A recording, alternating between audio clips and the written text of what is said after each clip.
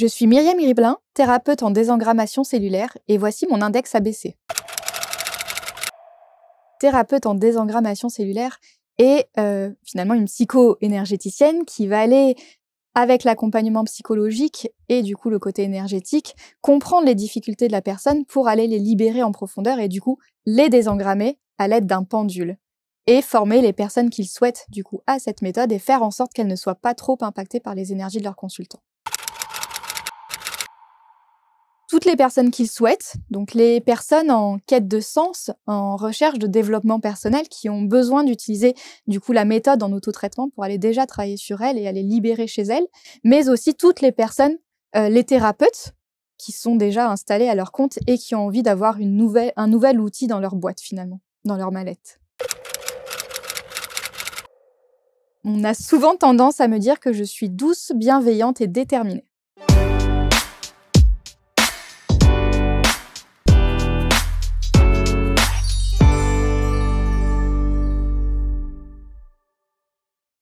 Merci d'être avec nous et d'écouter le portrait index qui arrive maintenant. Myriam Griblin est notre invitée. Elle s'installe sur les canapés. Ça va, Myriam? Ça va, merci. Détendez-vous avec vos mains. Je vois vos mains comme ça. Je suis super stressée. Non, mais non, tout va bien. Je suis ravi. On va parler de vous. On va parler de votre expertise. Vous êtes psycho-énergéticienne, mais surtout, vous avez mis en place une méthode qui est unique en son genre.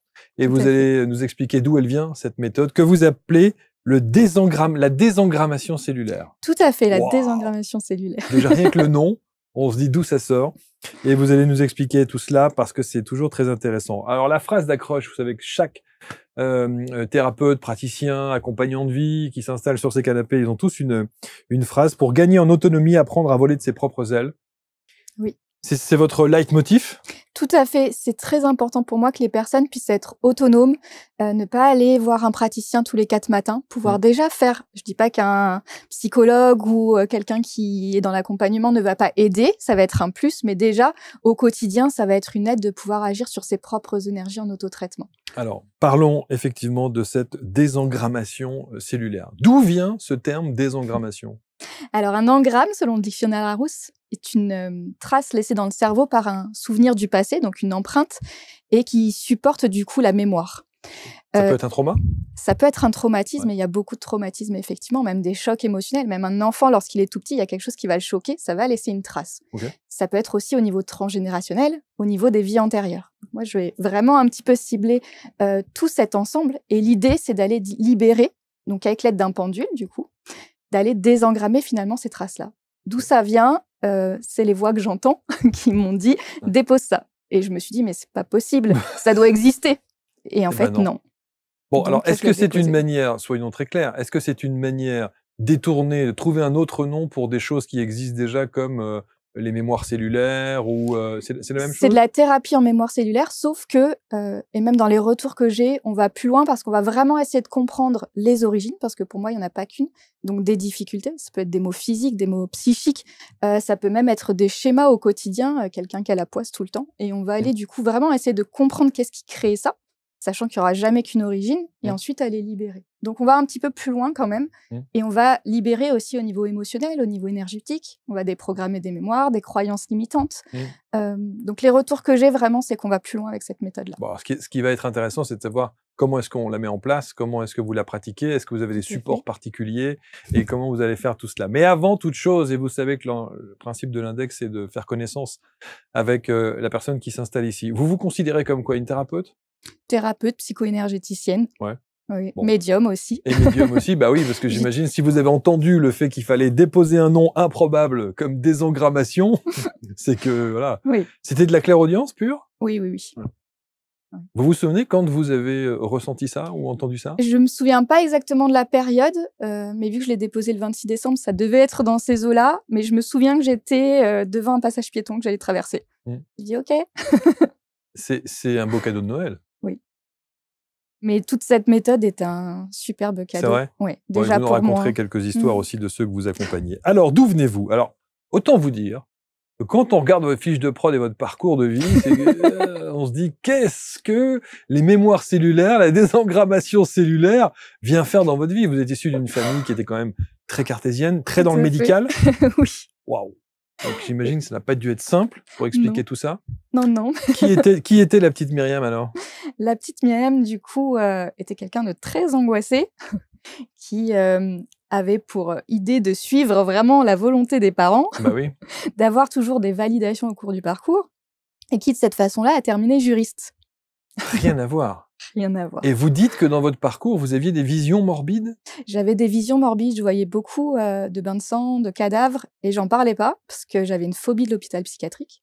OK. On parlait de mémoire transgénérationnelle, moi, il y a un gros bagage C'est dans clair. ma famille et du coup, pour moi, de voir des choses comme ça, c'était pas possible. Et comment ça se matérialisait alors? Quand ces visions, elles arrivent comment? À quel moment? Comme des souvenirs, elles étaient là, un peu tout le temps, sauf que j'ai mis une barrière et je me suis rigidifiée. J'étais vraiment dans l'hyper-contrôle, ce qui fait qu'il y a plus rien qui passait à un OK. moment donné, donc Ouais. quand j'étais notamment juriste. Mais il y avait quand même, les pleurs réguliers, les crises d'angoisse et cetera. Mais ces images, oui, je me souviens, hein, et beaucoup de pendus et je comprenais pas forcément pourquoi est-ce que j'avais tout ça. Vous avez fait un travail là-dessus? J'ai fait un travail sur énormément de choses. J'imagine. Alors déjà sur ça, et pour essayer de comprendre d'où ça venait, vous avez fait ce travail transgénérationnel? J'ai d'abord commencé sur le côté psy parce que, d'abord, c'était bien, d'aller voir sur le plus terre à terre, on va Bien dire. sûr, ouais. Pour moi, en tout cas, vu la famille que j'avais et du coup mes croyances d'origine. OK. Et après, j'ai bifurqué effectivement, sur tout ce qui est transgénérationnel, vie antérieure aussi, qui m'a beaucoup impactée, et tout ce qui est, les entités. Ce qui est assez étonnant, et vous allez comprendre pourquoi je dis ça, c'est que ce que voulait faire Myriam au départ, c'est criminologue. Mmh. Est-ce qu'il n'y aurait pas un lien avec justement les perceptions assez morbides que vous pouviez Ouais. avoir, étant plus jeune, plus petite, enfin plus ado? Probablement. Et À la- l'époque, je l'ai pas fait, mais aujourd'hui, je me dis: «Je pense qu'il y avait quelque chose», Sans doute, il y avait un effectivement. truc à faire là-dessus, parce que vous deviez être fasciné par justement ces scènes de Complètement. crime et Moi, je autres. regardais toutes les séries télé, je voulais vraiment être, Criminologue. criminologue, mais aux États-Unis, parce qu'en France, c'est pas suffisamment reconnu. Je Oui, voulais c'est vrai. Bon, évidemment, c'est ça s'est pas Hollywood, passé hein, ça comme n'a ça. évidemment rien à voir. Donc, fac de droit, Fac de droit, oui. master 2 en droit de la propriété intellectuelle, Oui, rien à voir, rien à voir. strictement rien à voir. Ensuite, petit ras-le-bol pour on va dire, sortir un petit peu du carcan familial, vous partez à l'autre bout du monde? Oui, alors d'abord, j'ai fait un stage en cabinet d'avocat Ouais. pendant, 8 mois à peu près, où j'ai touché à pas mal de domaines du droit. Je suis quelqu'un qui m'ennuie très vite, donc j'ai besoin vraiment de varier. Ouais. Et effectivement, ras-le-bol, je me suis dit: «Faut que je parte, mais à l'autre bout du monde». Et vous partez en Australie. Et je pars en Australie avec une amie. On achète un van et on fait le tour de l'Australie. Du coup, on va cueillir des myrtilles, on va travailler chez les gens. La vie de bohème. Ouais. Et ça va un temps. Et ça va au bout d'1 an, j'étais contente de rentrer et de me dire: «Bon», j'avais 1 an pour réfléchir à ce que je voulais faire, pour sortir du droit qui n'était vraiment pas une passion. Ouais. Où j'y suis allée par dépit, parce que moi, je voulais aller en fac de psycho Bah et devenir criminologue. Et je suis rentrée en me disant: «En fait, je sais toujours pas quoi faire, donc je vais poursuivre dans le droit». Et du coup, qu'est-ce que j'ai fait de mieux? Je me suis inscrite à l'examen d'avocat que j'ai raté du coup 3 fois, OK. mais tant mieux. Ouais, bah oui. Comme quoi, c'était pas cette voie, hein. Il fallait véritablement faire quelque chose. Mais est-ce que vous n'avez pas ressenti à un moment l'appel du côté thérapeute et Ça s'est pas passé comme ça. Alors, depuis petite, je sais qu'il y a quelque chose, parce que je me disais à ma mère: «J'ai des prémonitions». Je regardais les objets, j'essayais de les lever avec la pensée. J'adorais le côté magie. Quand je suis allée en droit, j'avais ce truc dans ma tête et dans mon ressenti à me dire: «Je ne suis pas sur le bon chemin». Et depuis petite, je sais que c'est ma dernière vie sur terre et qu'il faut vraiment que j'utilise au mieux. waouh! Ah oui, vous avez ce ressenti-là. Ah, je me suis toujours dit: «C'est la dernière, je ne reviens plus», Donc vous êtes une vieille âme, comme on dit? je pense. Hein, il paraît? Ouais, Il paraît. d'accord. Et du coup, je me suis dit: j'ai pas le choix, il faut que j'y aille dans cette mission, mais c'est quoi? Bien sûr. Et donc ça a été vraiment un parcours déjà pour essayer de me comprendre, essayer de me connaître et surtout aller libérer du coup et me retrouver sur le bon chemin. Ouais, vous dites: «Je me sentais mourir à petit feu. Oui. Je ne supportais plus ni la pression, ni l'injustice liée à ma hiérarchie, ni devoir rester assise devant un écran». Ça, c'est le droit, c'est le cabinet d'avocat, c'est Tout à fait. c'est cette partie qui est un peu anxiogène. Ouais. Évidemment, Assurance de parfois. protection juridique, après je travaille en copropriété. Oh là là, les syndics d'immeubles et les C'est trucs, ça. et oh là là là là. Bon, rien à voir. Donc, Rien à voir. quel est le déclencheur? Quel est le déclic? Le déclic, alors c'est déjà la maladie de ma grand-mère qui commençait à vraiment décliner. Je décide de faire un bilan de compétences pour me reconvertir. mais en disant vraiment mes compétences, je m'en fiche un peu, moi je veux m'épanouir. Donc déjà, elle n'était pas trop aidée. Et on arrive à trouver ensemble, du coup, une formation hors temps de travail qui est pas très loin de chez moi. Okay. Ma grand-mère décède et je me dis, là, il faut que j'y aille, c'est bon. Enfin, à un moment donné, ça remet en question le sens de la vie, ce qu'on a envie de faire. Ouais. C'est quand même très compliqué. Et du coup, tout le contexte a fait que je me suis inscrite en me disant, je sais pas si ça va me plaire, je vais faire une formation d'art-thérapie, mais j'aurai un diplôme d'État, parce que c'était toujours important pour moi, important pour moi d'être légitimée et reconnue par mes parents. Et validée. Et validée. Et du coup, j'ai fait cette formation à une demi-heure de chez moi à peu près, que je faisais le soir et le week-end. Avec en plus de la sophrologie, et ensuite j'ai bifurqué sur l'hypnose et sur d'autres choses. Mais en me disant, là, faut faire quelque chose, faut que je sorte de là où je suis, sinon je vais mourir. Ouais, c'est ça. Ouais. Donc, je me suis dit, bon, bah, même si ça me plaît pas ou si je veux pas m'épanouir professionnellement là-dedans, ça fera déjà autre chose. Ce ressenti-là, beaucoup en parlent, en se disant, mais on est complètement perdu et on se dit, c'est une question de survie, quoi. Puis je voyais pas d'horizon. Enfin, c'était, quand je vous dis médiumnité coupée, c'est pour moi, il y avait un mur et il y avait rien. Je me disais, là, il faut faire quelque chose. Et ça se traduisait par un mal-être au quotidien? Mal-être au quotidien, des pleurs réguliers quasiment tous les jours, des crises d'angoisse. À la fin, j'avais même du mal à sortir de chez moi. À quel moment cette histoire de cellules, à quel moment la désengrammation, je suis obligé à chaque fois de regarder le papier parce que je n'arrive pas à retenir le mot, désengrammation cellulaire rentre dans votre activité, dans votre vie? Alors du coup, je suis en formation d'art-thérapie et de sophrologie. Et là, on m'apprend à lâcher prise. Le fameux. Et en lâchant prise, donc finalement en sortant du contrôle, essayant de respirer, de me reconnecter à moi-même, toutes les visions sont revenues. Des films avec des soldats tués à la guerre, etc. Et moi qui pleurais tous les jours. Et là, ça revenait au quotidien. Okay. Donc là, je me suis dit, il faut vraiment faire quelque chose. Sauf que j'étais en thérapie aussi très régulièrement. J'avais en plus mes ateliers de sophrologie. Je faisais de l'hypnose et les ateliers d'art-thérapie et rien ne faisait. Sur le côté psy, je comprenais très bien mes fonctionnements. J'avais des cours de psy aussi en art-thérapie. Avec ma psy, on en avait parlé, mais j'arrivais pas à en sortir de ces automatismes-là. Ce qui fait que j'ai essayé de trouver d'autres méthodes à un moment donné. J'ai fait de l'hypnose régressive. Les résultats, les effets, c'était 24 heures où je me sentais apaisée. Et les gens me disaient, 24 heures, c'est déjà bien.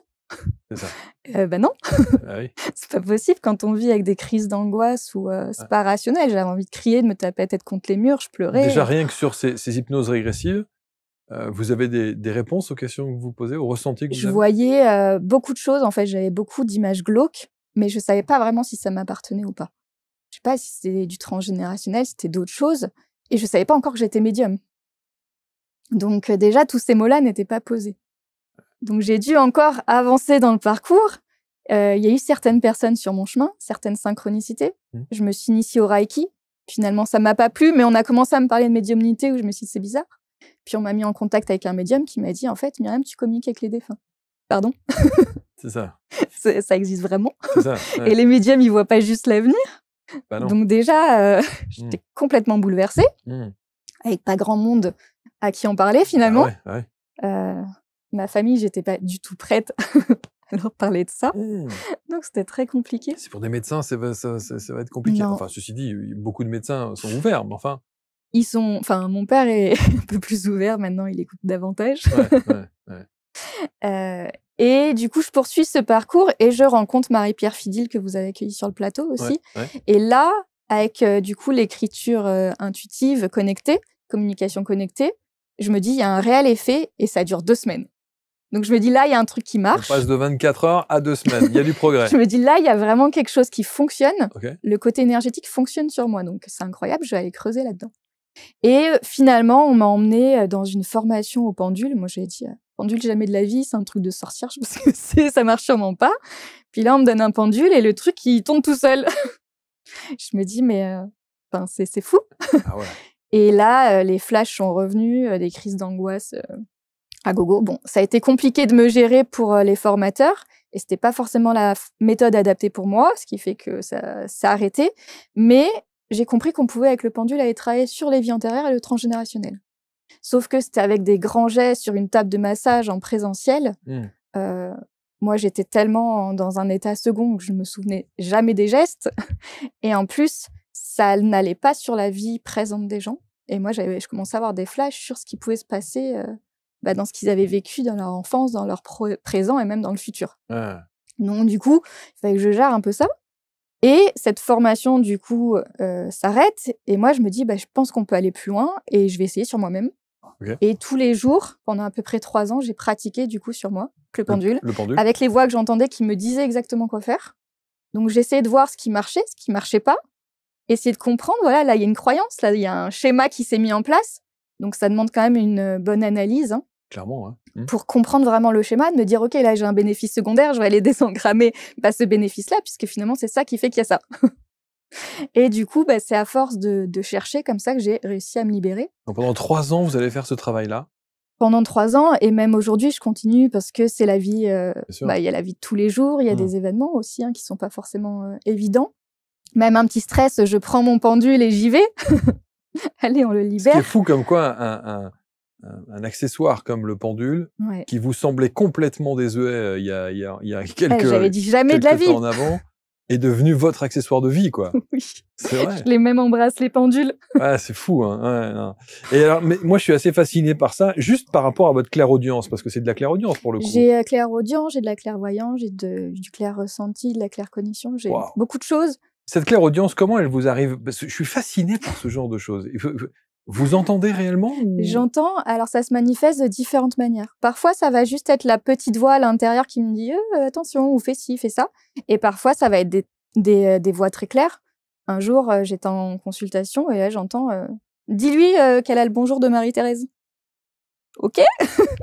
Et effectivement, c'était une grande tante et ça lui parlait. Incroyable. Ouais, non, mais ça, c'est fascinant. Avec, du coup, je sais, j'ai la sonorité, j'ai parfois les accents.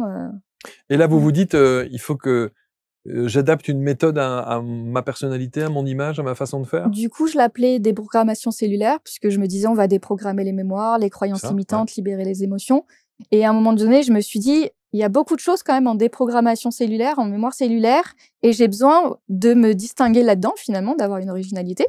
Alors, je sais plus si c'est vraiment moi qui me le suis dit ou si c'est là-haut, mais j'étais, un passage piéton, et là, j'entends, faut que tu déposes la marque des engrammations cellulaires. J'étais spécialisée en droit des marques en plus, donc pour le coup, je savais comment faire. Clairement. Et je me dis, c'est pas possible, c'est forcément pris. À un moment donné, puis je regarde, Google, INPI, rien. Je me dis, on y va. Je dépose. Et c'est comme ça que la marque est née, du coup. Alors, quand on a une marque, évidemment, c'est intéressant, et puis ça personnalise les choses. En revanche, il faut une méthode. Oui. Qu'est-ce qu'elle a? Comment se présente votre méthode de désengrammation cellulaire? L'idée, c'est d'aller utiliser le pendule, parce que c'est vraiment une méthode qui se base autour du pendule, parce que c'est lui qui va apporter les réponses, finalement. On va poser des questions en oui ou en non. Je vous vois venir. On peut influencer le pendule, effectivement, mais pour moi, tout ça, ça va être des doutes, ça va être des croyances, et du coup, on va aller les désengrammer en formation. Ce qui fait qu'une fois qu'on a désengrammé ça, le pendule va nous répondre sans influence. En tout cas, ce que j'ai pu remarquer, et ce qui, du coup, aide les personnes que je forme aujourd'hui. D'accord. Et l'idée, c'est d'aller vraiment comprendre les origines des difficultés de la personne, ou mes difficultés à moi, par exemple, ces crises d'angoisse, aller comprendre pourquoi est-ce que je les ai. Pour moi, il n'y en a jamais qu'une. Il y en a toujours plusieurs, et du coup, je vais aller voir, j'utilise des biomètres. Bon, j'en ai pas forcément besoin, parce que du coup, j'ai tout ce package de médiumnité. Bien sûr. Mais quand il a fallu enseigner cette méthode, j'ai pu l'enseigner du coup à des personnes qui n'ont aucune perception, et on utilise des biomètres pour aller comprendre, est-ce qu'il y a une mémoire, une croyance, une émotion, une énergie à libérer. Et donc ça se voit directement sur le biomètre. Tout à fait, ça aiguille. Et ensuite, on va aller poser des questions pour essayer de creuser, pour essayer de comprendre ce qui s'est passé. Et du coup, le côté analytique, c'est pour ça que je disais c'est une méthode psycho-énergétique, c'est qu'il y a vraiment ce côté où on va aller s'analyser, analyser le consultant si on est en séance, et ensuite aller libérer. Alors, sur le principe du pendule, tout le monde, évidemment, arrive à visualiser les choses, c'est-à-dire le oui dans un sens, le non dans l'autre. C'est ça? Tout à fait. Voilà, tout simplement. Ou alors, il bascule... Pour moi, s'il bascule, c'est qu'il y a quelque chose à désengrammer. C'est qu'il y a des doutes, il y a de l'hésitation. Donc, ça veut dire que si vous ne répondez pas à la question clairement par un oui ou par un non, ça veut dire qu'il faut aller chercher quelque chose. C'est ça. Et moi, si j'ai un non, je vais comprendre pourquoi il y a le non. Et du coup, je vais aller désengrammer, ce qui fait qu'il y a ce non. Wow. Ça m'arrivait en séance d'entendre dis à la personne qu'elle est nulle. Je vais pas aller lui dire, c'est hyper violent. Grave. Par contre, je me dis, mais pourquoi il y a ça dans son énergie? C'est que du coup, il y a une croyance peut-être qu'elle est nulle. Donc, je vais en parler avec elle, on va remonter. Je vais demander au pendule, est-ce que j'ai besoin d'aller creuser encore davantage, savoir s'il faut plus d'informations ou pas? Oui, non. Je continue et après, ensuite, je libère au pendule. Bon, et comment est-ce que... Alors, c'est ça qui est intéressant. J'allais vous demander, comment est-ce que, une fois que vous avez l'information, Mmh. qu'est-ce qu'on fait derrière? C'est le pendule qui libère en tournant.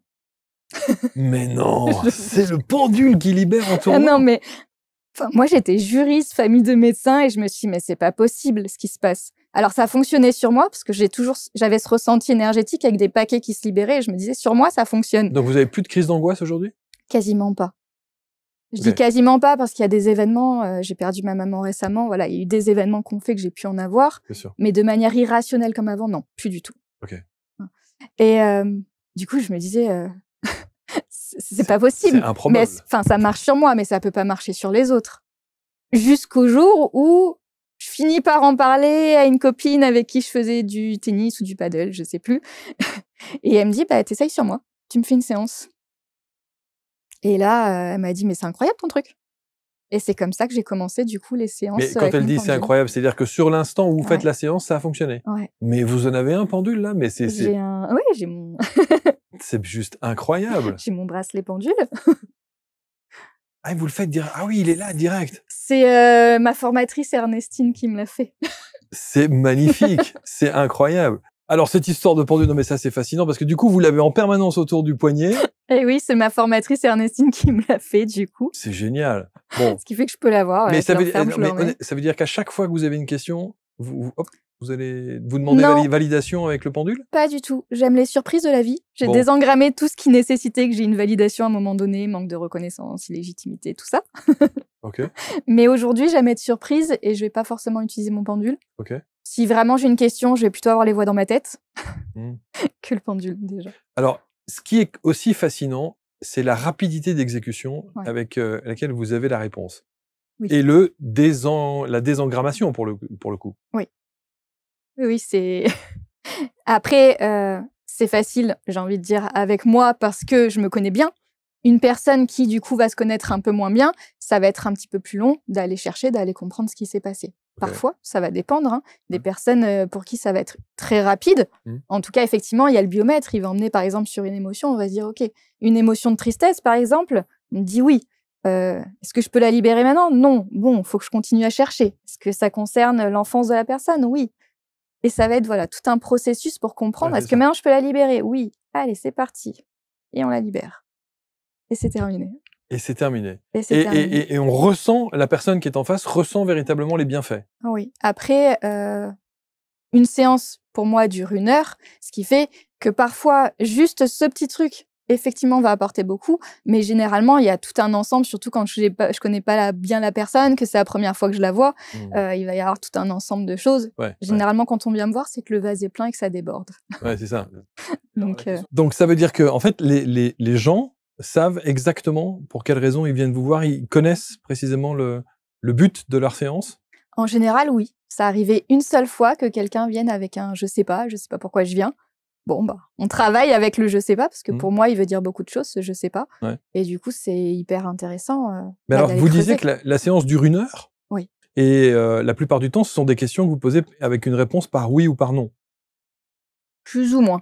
Euh, Me concernant, étant donné que je vais avoir beaucoup de ressentis et d'informations, je vais par exemple savoir que bah, là, il y a une énergie de violence, qu'il s'est passé quelque chose. Ok. Parfois, j'ai des images où je la vois se faire tirer les cheveux.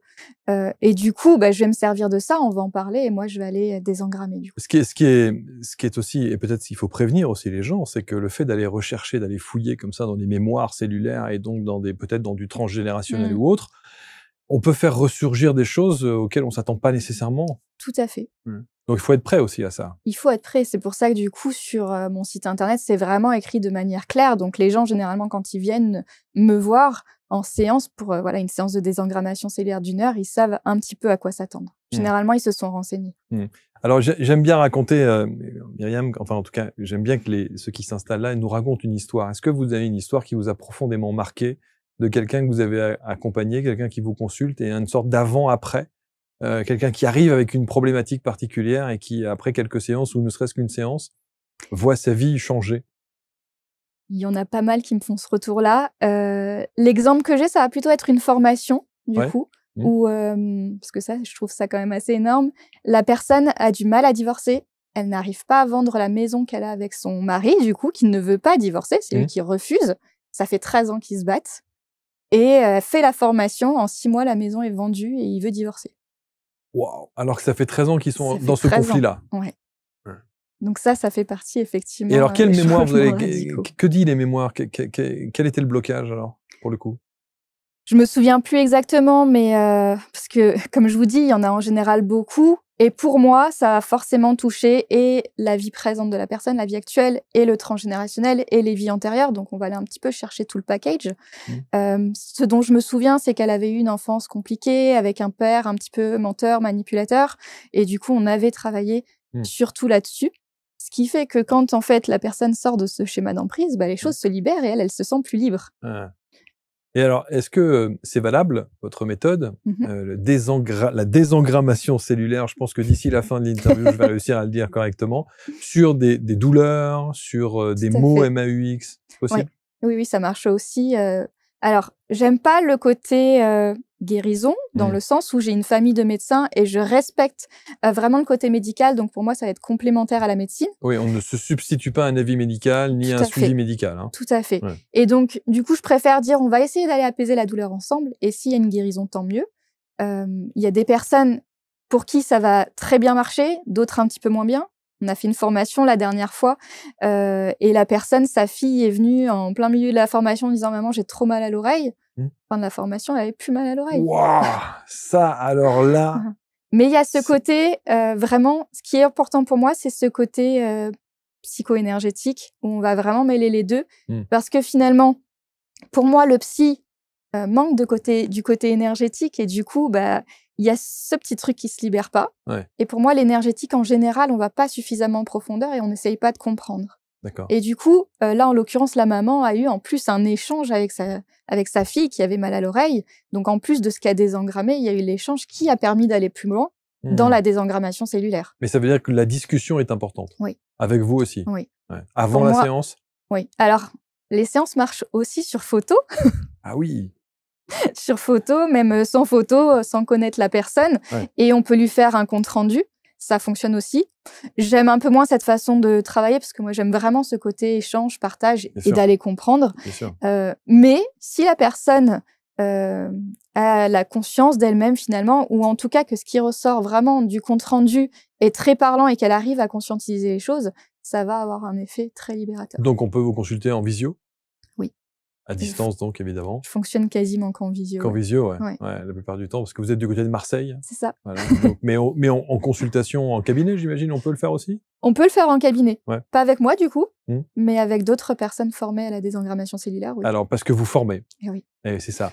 Comment ça se présente? C'est quoi? C'est des stages, C'est des modules de formation, c'est-à-dire qu'il va y avoir le module de base, en fait, débutant, qui s'appelle « Faire émerger son potentiel d'auto-guérison », qui va être un petit peu la porte d'entrée pour aller déjà comprendre qu'est-ce que la désengrammation cellulaire, comment on s'en sert, quel est le processus, pour aller programmer son pendule pour qu'il ne soit pas influencé, ce que je vous disais au départ, et du coup commencer à effectuer un peu une libération émotionnelle et énergétique. Mais on reste un petit peu sur du basique. Et ensuite, il y a 2 formations différentes. Une formation médium pour apprendre à mieux se connaître, savoir comment on fonctionne et appréhender ses capacités, du coup, et pouvoir ensuite les développer. Parce que pour moi, déjà, il faut se connaître, il faut les maîtriser, celles qui sont déjà présentes, et après, on va les développer le reste. Bien sûr. Et une formation thérapeute, où il va y avoir, du coup, 3 modules en autotraitement. Donc, les lignées, pour travailler sur tout le transgénérationnel. Le projet Sens, pour travailler sur toute la vie in utero, la conception et la naissance. Et les 9 mois qui suivent, du coup, la naissance. Et libération karmique, pour aller travailler vraiment en profondeur sur les vies antérieures. Et déjà, le futur thérapeute va apprendre à travailler sur lui pour aller déjà libérer son bagage. Et ensuite, il ira du coup sur le module soin autrui, où il va y avoir en plus de l'expérimentation, avec l'éthique, la philosophie de la désengrammation cellulaire. Je prône la douceur. Bah oui. Donc, ça va être vraiment des choses qu'on va aller voir ensemble pour du coup, finalement, l'accompagnement se fasse le mieux possible. Parce que mon constat, c'est qu'il y a beaucoup de personnes qui viennent de l'énergétique qui finalement ne savent pas trop comment faire avec l'humain en face. Et du coup, je me suis dit, je vais pas avoir tout le côté psy comme à la fac de psycho, etc. Mais déjà une petite base, un petit peu de psychogénéalogie, où du coup, ça va permettre d'aller plus loin. C'est vraiment passionnant et même si effectivement certaines personnes peuvent rester un peu dubitatives hein, sur le principe du pourquoi, du comment, je me dis, on peut au moins essayer. C'est pour ça que du coup, il y a le module de base en porte d'entrée et après, il y a des packs de formation si les personnes ont envie de poursuivre. Ouais. Parce qu'après, du coup, il y a un niveau confirmé, le niveau expert qui est en cours de rédaction et des modules additionnels. Et oui. Voilà. En tout cas, ça, c'est pour ceux qui veulent être formés à votre ça. technique.